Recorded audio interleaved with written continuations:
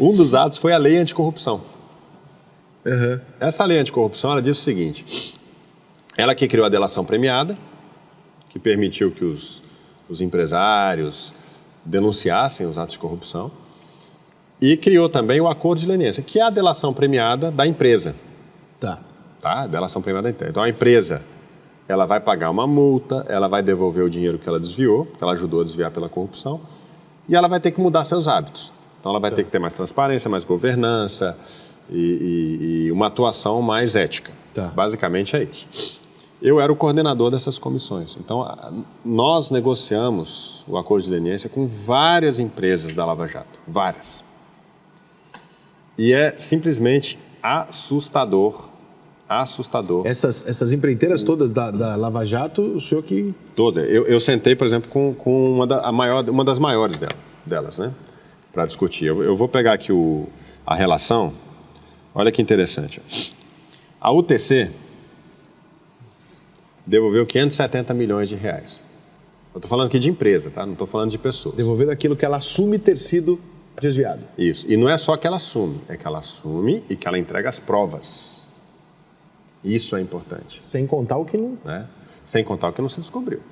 Isso aí é só o que descobriu, tá, gente? Só o que descobriu. Vamos lá. UTC, 570 milhões. UTC. Odebrecht devolveu 2,7 bilhões. Bilhões. Tadinhos. Odebrecht. A SBM, que tinha contratos com a Petrobras, devolveu 1,3 bilhão de reais. A Andrade Gutierrez devolveu 1,4 bilhão de reais. A Braskem, 2,8 bilhões de reais. A Tecnip, 819 milhões de reais. A Camargo Correia, 1,4 bilhão de reais. A OAS, 1,9 bilhão de reais. A Nova Participações, 516 milhões. Samsung, 811 milhões. Sicpa, 760 milhões. E o Rolls-Royce, 93 milhões. Samsung é Samsung? É a Samsung Heavy Industries. Não é a Samsung que faz celular? É do grupo, mas mas era uma empresa que cuida de... Ainda bem que o meu iPhone. De poços de perfuração de petróleo. Somando tudo isso, Rica, sabe quanto? Tenho até medo de perguntar, mas vamos lá. 15 bilhões de reais. 15 bilhões de reais só do que eles confirmaram ter desviado e devolveram numa delação. Fora o que a gente não sabe, o que, enfim... Fora o que não se descobriu e tal. Então, aí eu vejo hoje muito jovem que está aí na universidade hoje, e eu vejo também alguns youtubers aí, né, que ficam falando que não existiu corrupção. Ou que existiu, mas o candidato aí da oposição não tinha conhecimento. Não tinha, bobo ele.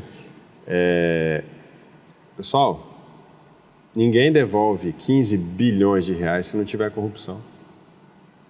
Fora que a gente viu as provas. E assim, o relato é um relato assim...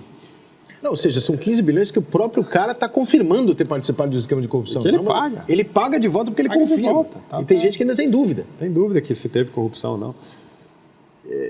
E o relato, esse relato dessa empresa que eu participei, da comissão, são 1.200 páginas. 1.200 páginas relatando os esquemas de corrupção que eram praticados.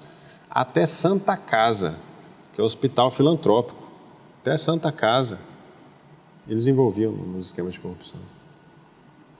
E era assim, o relato o dinheiro foi entregue numa mala, num restaurante do hotel tal dia, tal hora. Está aqui só ir atrás que acha.